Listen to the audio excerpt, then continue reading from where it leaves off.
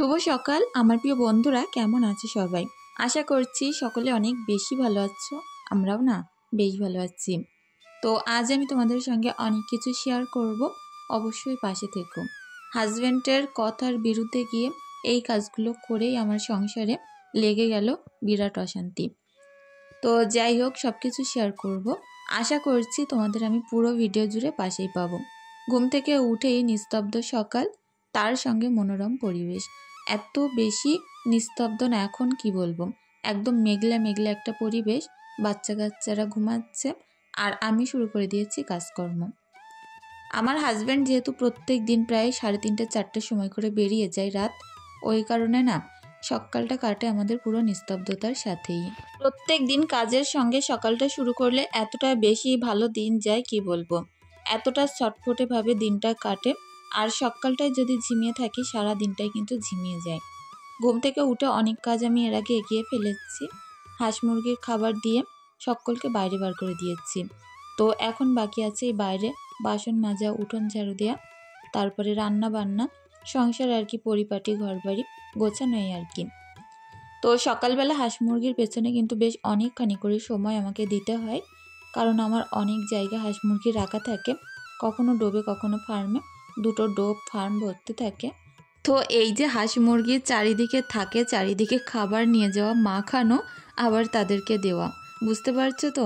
সকালবেলা আমি মনে হয় যেন হাঁস মুরগি চড়ানোই হয়ে যায়। তো যাই হোক, কথাগুলো তোমাদের সাথে শেয়ার করছি। আমি না সবসময় বসে বসে ভাবি যে সকালটা আর লোকের কেমনভাবে যায়, আমার কেমনভাবে যায়।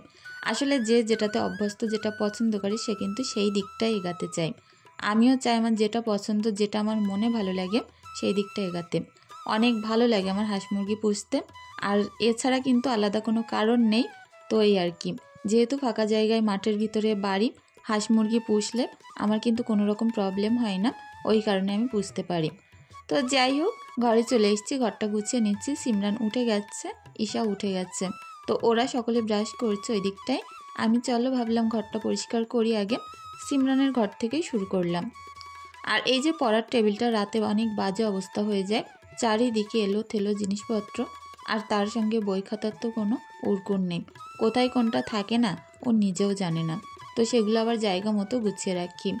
তো যাই হোক, বাচ্চা কাচ্চা কিন্তু দিনের একটা টাইম গোছে আর একটা টাইম গিয়ে হুড়ায়। আমার মেয়েও ঠিক তাই, একটা টাইম গোছে একটা টাইম গিয়ে হুড়িয়ে রাখে। তো সেই একটা টাইম আমাকে একটু গুছিয়ে দিতে হয়। এখন কিছুটা জামা কাপড় নিয়ে বসছি, এগুলো ভাঁজ করে নেব। প্রত্যেক দিন তোমাদের কাছ থেকে অনেক কথা শুনছি, অনেক বকা শুনছি, কারণ তোমাদের কমেন্টের আমি রিপ্লাই দিতে পারছি না। কি জানো তো, আমার যেহেতু একটা ফোন, দুটো ফোন যদি হতো, একটাই আমি ভিডিওর যে কমেন্টগুলো দেখতে পারতাম আর বলতে পারতাম, আমার অনেকখানি সুবিধা হতো। তো আমার যেহেতু একটাই ফোন থাকে কাছে, তো ওই কারণে কমেন্টগুলো আগে টুকে লিখে নিতে হয়, তারপরেই কিন্তু বলতে হয়। আর সব সময় লেখাটা তো হয়ে ওঠে না, অনেক কমেন্ট হয়ে থাকে। অনেকের কমেন্টের তো আবার উত্তরও দিতে পারি না ঠিক টাইমে, তারা আমার উপরে খুব ক্ষিপ্ত হয়ে যাও। তবে চেষ্টা করে যাব তোমাদের রোজ রোজ কমেন্টের উত্তর দিয়ে যেতে। তো যাই হোক, চলো কিছু কমেন্টের উত্তর দিয়ে দেওয়া যাক। তাহারিন প্রোফাইল থেকে বোন আমাকে কমেন্ট করেছো, 38 সেকেন্ডে তোমার ভিডিও দেখতে চলে এলাম, ফার্স্ট ভিউয়ার্স আর ফার্স্ট কমেন্টার। অনেক ভালো লাগে জানো তো, এতটা আগ্রহ সহকারে তোমরা যে আমাকে কমেন্ট করো, তারপরে তোমাদের কথা রিপ্লাই দিই, পড়তে আমার প্রচুর ভালো লাগে। আর তোমাদের এই সকল কমেন্টগুলো আমার হাজব্যান্ডকেও দেখাই, সেও না দেখে অনেক খুশি হয়। তো একটা এখন আত্মীয় সম্পর্ক এরকম একটা হয়ে গেছে তোমরা আমার, যারা রোজ কমেন্ট করো, না করলেও কিন্তু অনেক খারাপ লাগে। অনেক ভালো থেকো বোন। শাহিন সুলতানা রীতা বোন বলেছ, আমি 26 সেকেন্ডে তোমার ভিডিওর ভিতরে এসেছি, ফার্স্ট ভিউয়ার আর ফার্স্ট কমেন্টার। সকলকে জানাই অনেক অনেক ভালোবাসা, আর এভাবেই না আমার পাশে থেকো গো, অনেক ভালো লাগে তোমাদের এই সকল কমেন্ট পড়তে। সুস্মিতা সেন বোনকেও জানাই অনেক অনেক ভালোবাসা। লিজা ইসলাম প্রোফাইল থেকে বোন হয়তো আজ ফার্স্ট কমেন্ট করেছো, নতুন কমেন্ট দেখলাম। বোন বলেছে, আমি বাংলাদেশে থাকি, সবসময় তোমার ভিডিও দেখি, কিন্তু আজ ফার্স্ট কমেন্ট করলাম, অনেক ভালো লাগলো। মাঝে মধ্যে যদি এরকম কমেন্ট করো না, আমার প্রচুর ভালো লাগে। মুনতাসির রহমান প্রোফাইল থেকে বোন বলেছ, দিদি তোমার কাজকর্ম আমার খুব ভালো লাগে, আর আমি তোমার মতো করে কাজ করার চেষ্টা করি। অনেক ভালো লাগলো গো তোমার কমেন্টটা পড়ে। সত্যি না, যখন তোমরা বলো তোমার কাজ দেখে আমরা কিছু শিখি, অথবা এরকম বলো তোমার কাজের মতো করে করার চেষ্টা করি, সত্যি আমাকে একটা অন্যরকম একটা অনুভূতি ফিল হয় যে সত্যি তোমরা আমাকে এত ভালোবাসো। ভালো থেকো বোন। জেরিন আক্তার বোন বলেছ, আপু আমার কমেন্ট পড়ো না কেন?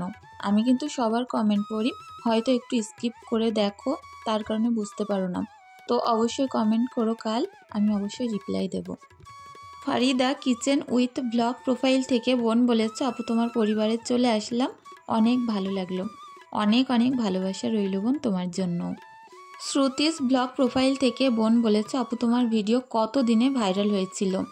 আমার ভিডিও 1 থেকে 1.5 মাসের মধ্যে ভাইরাল হয়েছিল, তো তারপর থেকেই ওইরকমভাবেই কাজ করে যাচ্ছি। অনেক ভালো থেকো বোন। নিশিদীপা প্রোফাইল থেকে বোনকেও জানাই অনেক অনেক ভালোবাসা। ঘরের কাজকর্ম করে গেছিলাম দোকানে কিছু জিনিসপত্র আনতে।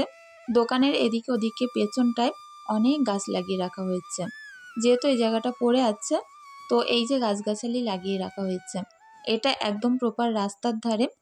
তো যাই হোক, আমার হাজব্যান্ডের সঙ্গে কথা কাটাকাটি ঝামেলা বলতে পারো এই জায়গা নিয়েই। সবসময় বলে আমাকে এখানে চলে আসতে। আর দেখো এই জায়গাটা কিন্তু খুব যে বিশাল চওড়া বড় জায়গা সেরকম না, এটা একদম প্রপার রাস্তার ধারে, বাজার ঘাট সবজি মাছ পানি একদম হাতের কাছে পাওয়া যায়। এই জায়গার সুবিধা হচ্ছে এটাই। আর সব থেকে বড় সুবিধা, বাড়ির সামনে দিয়ে গাড়ি চলাচল করে।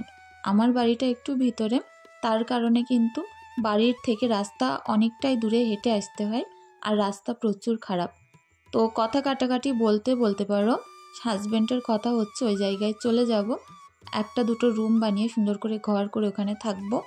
আর আমার কথা হচ্ছে এখানটায় এত সুন্দর জায়গা রেখে আমি কিছু মতে যেতেই পারবো না। কারণ দেখো এখানে উনানে রান্না করে কাঠ কিন্তু আমার কেনা লাগে না, বাড়ির যত গাছ আছে সেখান থেকে হয়ে যায়।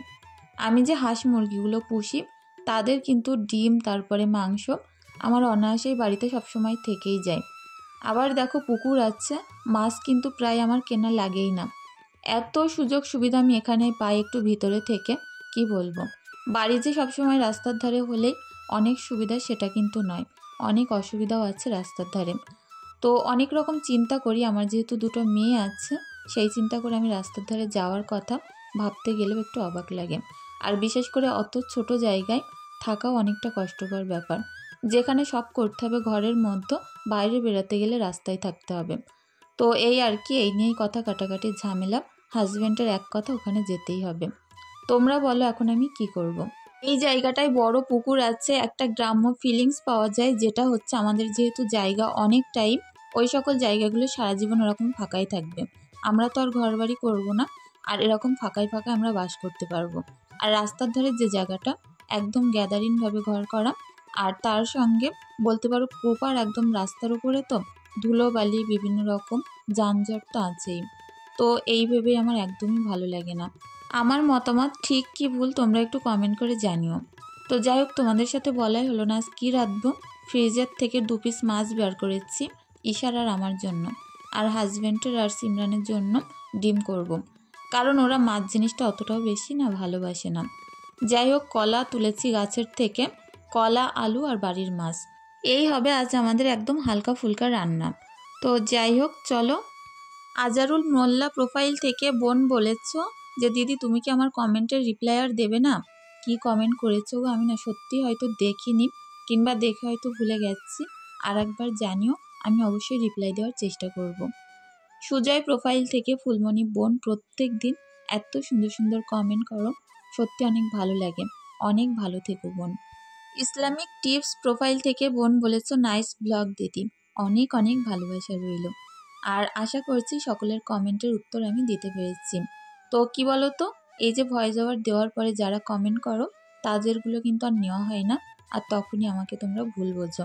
যদি তোমরা একটু তাড়াতাড়ি সকাল সকাল কমেন্ট করো তখন কিন্তু আমার অসুবিধা হয় না সকলের নাম নিতে। তো এই যে কাঁচকলা মাছের ঝোলটা হয়ে গেল, আর এত মজার লাগে আমার এই কাঁচকলা মাছের ঝোল, তোমাদের বলে বোঝাতে পারবো না। এখানে ভাতটাও প্রায় কমপ্লিট। তো বন্ধুরা, আমার আজকের ভিডিওটি তোমাদের কেমন লেগেছে প্লিজ কমেন্ট করে জানিও। সকলের কাছে অনুরোধ রইল অবশ্যই অবশ্যই চ্যানেলটি সাবস্ক্রাইব করে দিও। সারাদিনের কষ্টের ফল তোমাদের একটা সাবস্ক্রাইব, তোমাদের সাবস্ক্রাইব ছাড়া এগানো না কখনোই সম্ভব না। আজকের রান্নাটা আমার 11টার মধ্যে হয়ে গেছিলো।